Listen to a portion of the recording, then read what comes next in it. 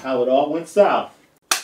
So the tragic murder of Jack Snyder, as I said, a 17-year-old Battle Creek, Michigan Central High School senior, has left an indelible mark on this small Michigan community. And I say small, but I don't really know how many people are in Battle Creek. You're a Midwesterner. Is it a big? It's not a terribly big city, right?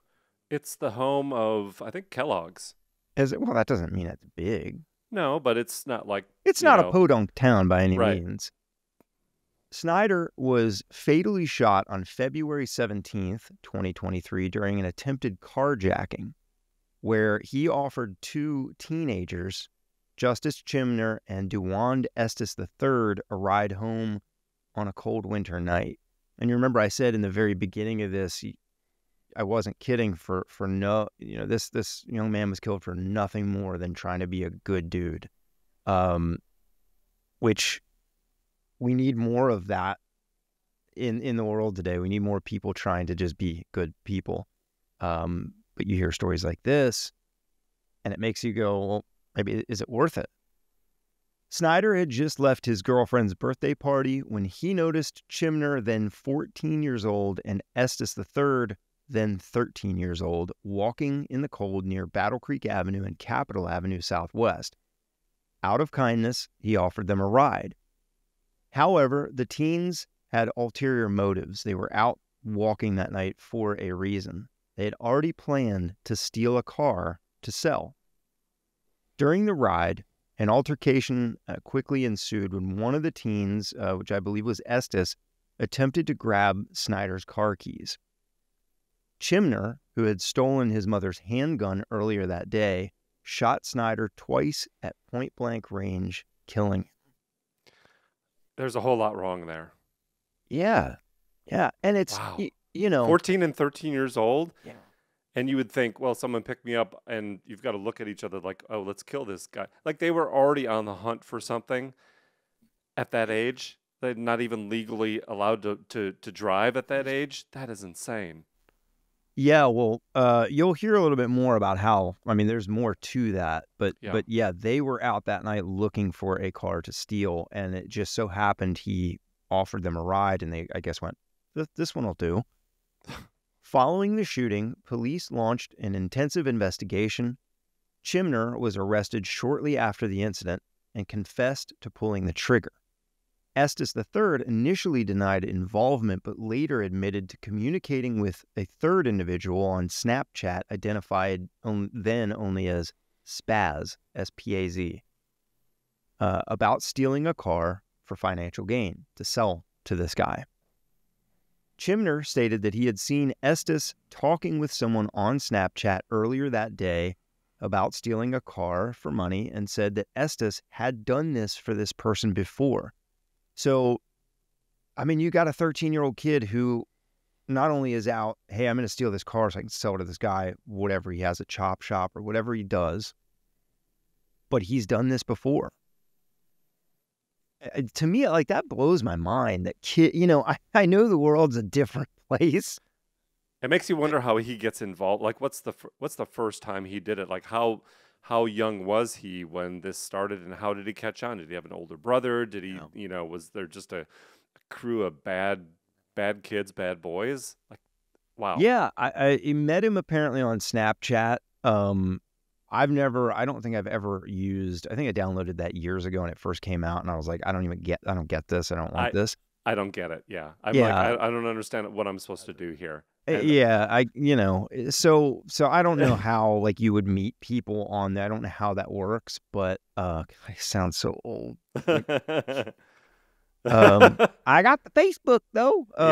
That really makes you old. Jeez. Yeah, I know. Right. But, you think I know the world, as I said, has changed so much from when I was 13 or 14 years old. And I did stuff when look, man, I was, sneaking cigarettes around that age, and out late, sneaking out at night with my friends. And, but we would go and ride skateboards or ride our bikes and maybe sneak a beer at whatever, 14, 15, something like that. But we certainly weren't out carjacking and stealing a car to go sell it to somebody with a chop shop, and certainly it wasn't taking a gun. And it's just so it's so crazy to me where we are.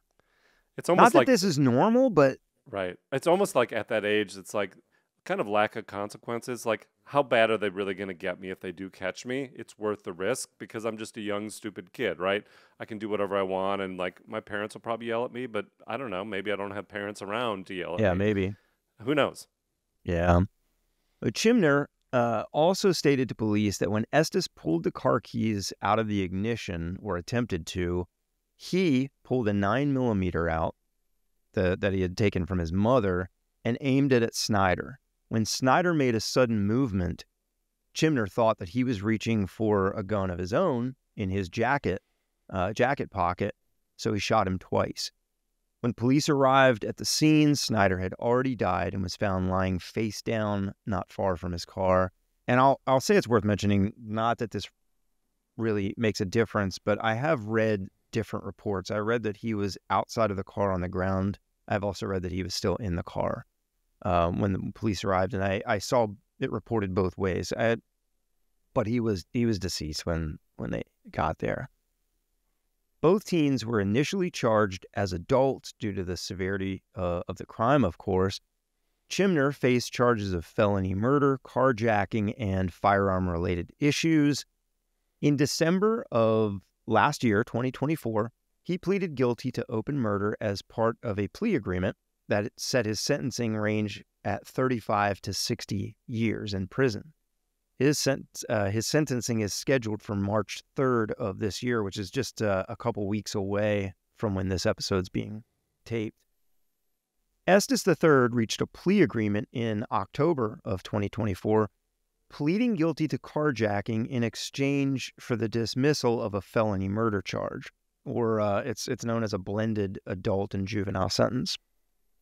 The plea agreements brought some relief to Snyder's family, who expressed gratitude for avoiding prolonged trials, which I can imagine is something no family in this situation wants to go through. But of course lamented the loss of their beloved son and brother. On January 28th, just a few days ago, authorities arrested a third suspect, Marcus Parsons, who is known as Spaz, who allegedly orchestrated the car theft plan via Snapchat. And, you know, I have a note here, and this was a point actually someone else made. I'm not going to take credit for this, but what they said was, and I don't remember what article said this, but in general, they said this arrest highlights the broader implications of social media's role in facilitating criminal activities. And I think I just thought that was a really good point, so I included that in here. This guy never met the victim.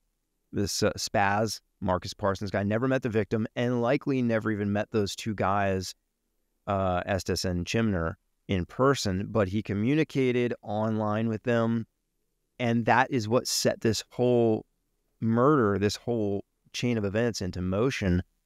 And some could argue, or may argue, that, well, that, you know, you can say something like, no, he got arrested. Well, do you remember the Welcome to Sweetie Pies episode we did where Andre Montgomery was gunned down and there was burner phones, and there was the person who actually did the hit was paid like maybe $5,000 or $10,000 to do it, but they had nothing to do with the actual relationship between Andre and his uncle Tim Norman and this other woman that was in there. You remember that, where it's like it's like a burner phone, and like, we're just going to give this other person the money, or the communication is going to go through them, and you're kind of one step removed.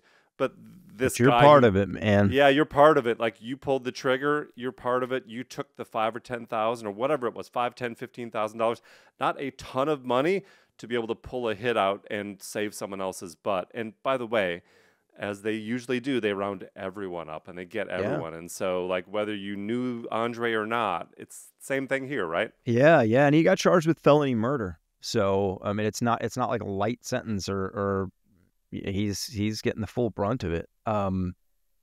Police continue to investigate his involvement and its connection to Snyder's death. Jack Snyder is remembered by friends and family as an honors student with a bright future. He was described as lighthearted, charismatic, athletic, and humorous by those who knew him. His family has struggled, of course, with their loss, but hopes for justice and healing as legal proceedings continue and conclude. A GoFundMe campaign raised over $37,000 in his memory at the time of this episode. You know, and I imagine probably some funeral costs and things like that. You know, a lot of people aren't prepared to handle those kind of costs for their 17-year-old. It's just not something that's supposed to happen. So I'm glad to see people. Yeah, you may not know this. Did he know those guys? No.